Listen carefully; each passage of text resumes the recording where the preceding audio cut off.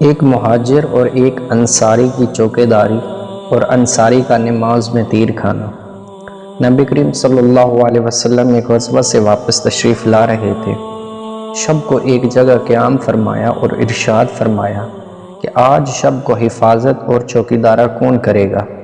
ایک مہاجری اور ایک انصاری حضرت عمار بن یاسر اور حضرت عباد بن بشر رضی اللہ عنہ نے عرض کیا کہ ہم دونوں کریں گے۔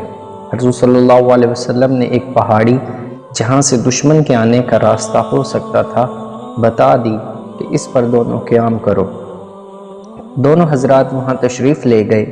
وہاں جا کر انصاری نے مہاجری سے کہا کہ رات کو 2 حصوں پر منقسم کر کے ایک حصہ میں آپ سو رہیں اور میں جاگتا رہوں، دوسرے حصہ میں آپ جاگیں میں سوتا رہوں، کہ دونوں کے تمام رات جاگنے میں یہ بھی احتمال ہے کہ کسی وقت نیند کا غلبہ ہو جائے اور دونوں کی آنکھ لگ جائے۔ اگر کوئی خطرہ جاگنے والے کو محسوس ہو تو اپنے ساتھی کو جگا لے۔ رات کا پہلا آدھا حصہ انصاری کے جاگنے کا قرار پایا اور مہاجری سو گئے۔ انصاری نے نماز کی نیت باندھ لی۔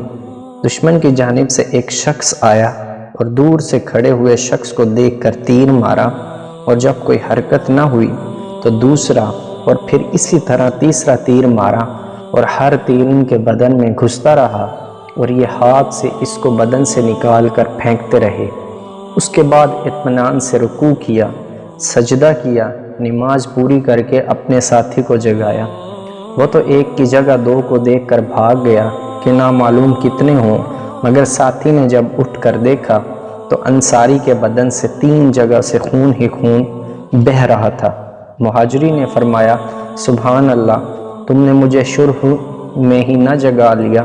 انصاری نے فرمایا کہ میں نے ایک سورہ قاف شروع کر رکھی تھی، میرا دل نہ چاہا کہ اس کو ختم کرنے سے پہلے رکوع کروں۔